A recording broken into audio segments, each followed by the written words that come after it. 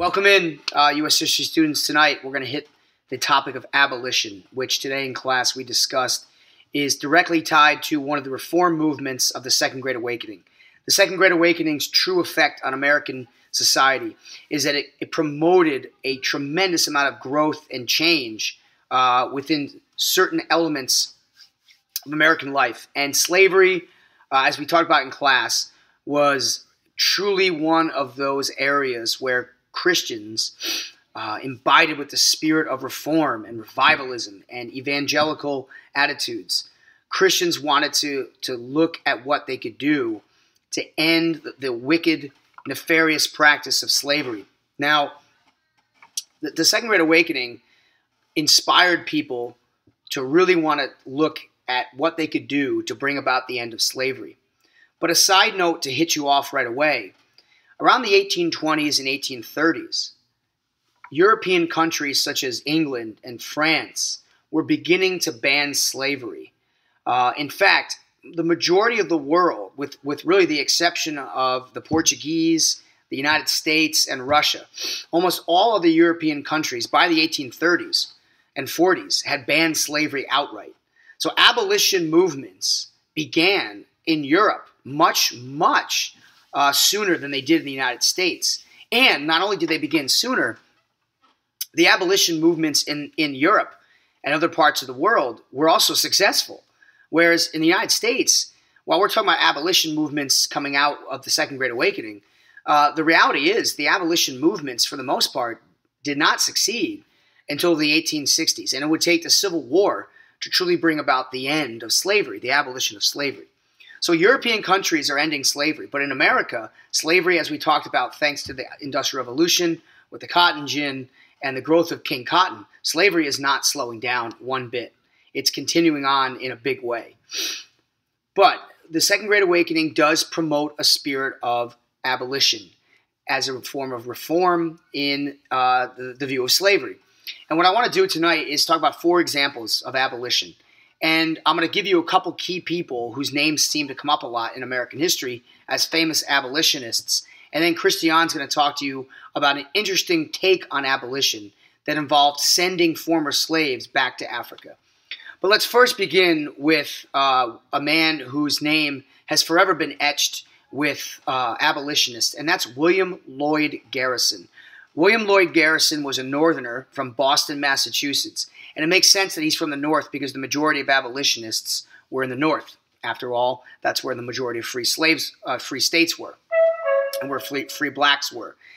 William Lloyd Garrison was famous as an abolitionist mainly for a newspaper that he published where he printed all sorts of abolitionist writings and all sorts of testimony from runaway slaves and former slaves who experienced the traumatic nature of the plantation slave system. And William Lloyd Garrison's newspaper, this is definitely something you want to note. His newspaper was called The Liberator. The Liberator. Garrison was heavily influenced by the Second Great Awakening. And he's an important figure because he had a lot of money. And he was well connected in the North. And he was seen as one of the leaders of the Northern abolitionist movement. And he used his newspaper and he used his writings and the writings of even runaway slaves and other slaves who I'm going to talk about today, former slaves, and even free blacks. So Garrison put it all together. He took various testimonies from former slaves. He took testimony from free blacks. He even took other whites and Second Great Awakening revivalists writing on slavery, and he lumped it all together into his newspaper, which would go on to have a tremendously positive effect on the abolition movement.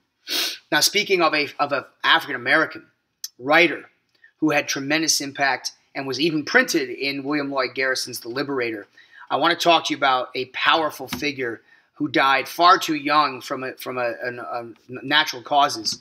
The man whose name I'd like to make sure you guys have on your radar for abolitionists is David Walker.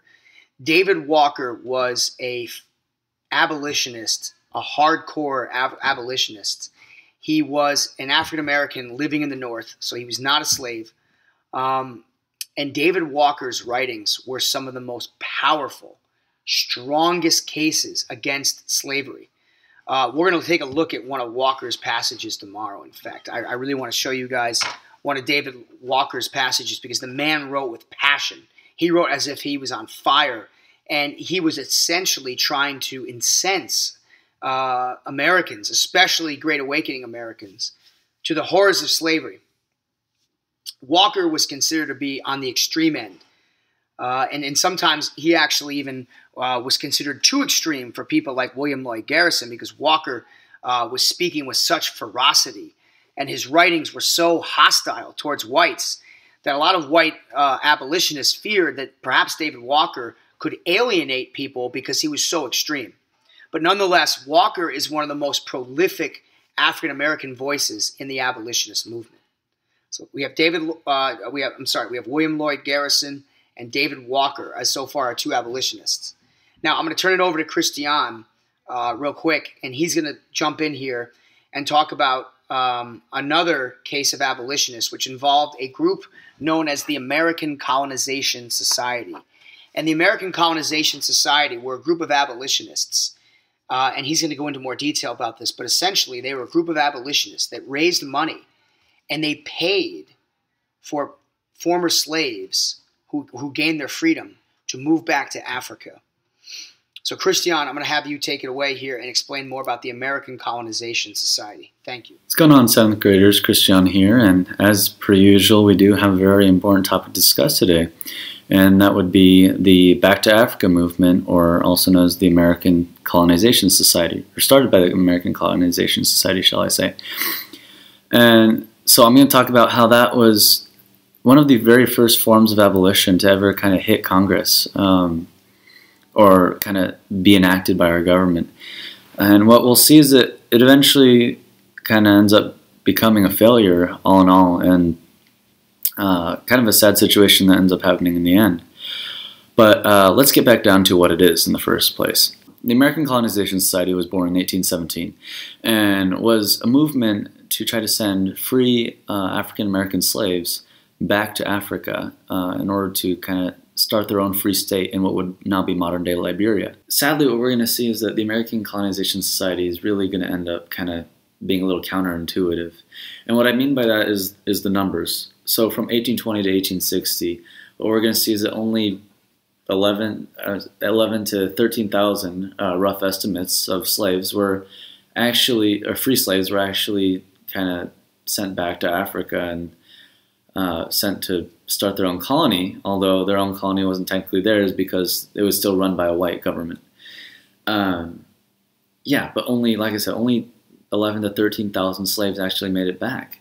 Whereas during that same period, that same 40-year period between 1820 and 1860, we're going to see a 2.5 million slave increase in America, which you compare those numbers and it's just, there's no comparison between the two. It's just, slaves just drastically increased in the Americas.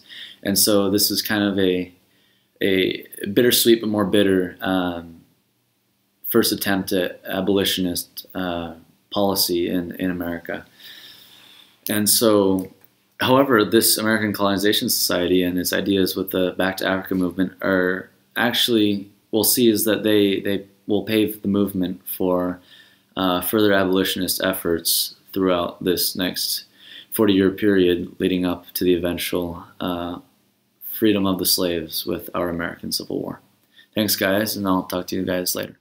All right, Christian, thank you for your testimony on the American Colonization Society.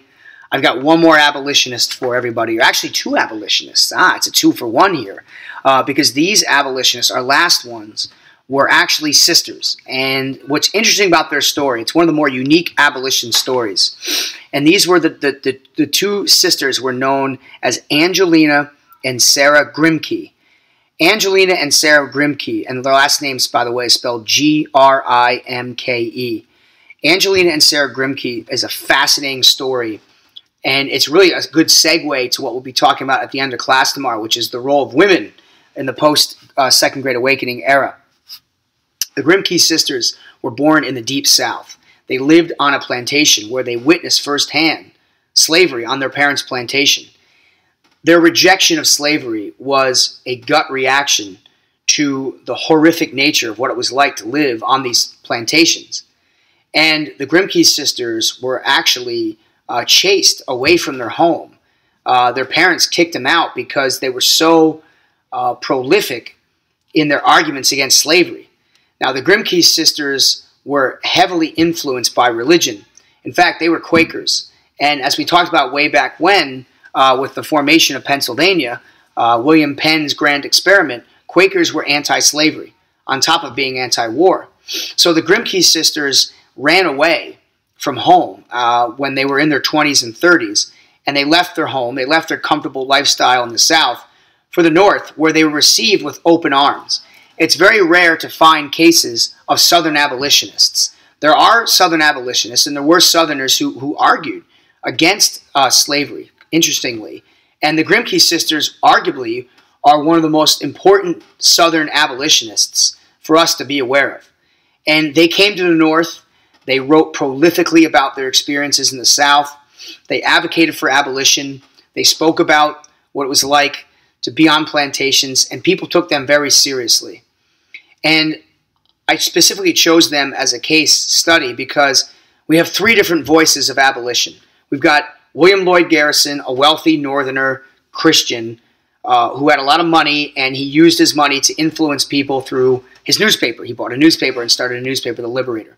Then you have David Walker, who was on the extreme, an African-American who saw his people suffering, who wanted to end slavery immediately for the suffering of African-Americans. And then we have the Grimke sisters, former Southerners moving to the North who become important figures. And they will not only be important figures in the abolition movement, but the Grimke sisters will also be important figures in the women's rights movement, something we'll be getting into later tomorrow. So I'll leave you with that tonight. Thanks, Christian. Thank you, students. We're almost to winter break. So let's keep powering through and make sure you guys are doing a good job studying up for Thursday's test. I'll leave you guys, as always, with a reminder how the past shapes the future. Take care, everybody.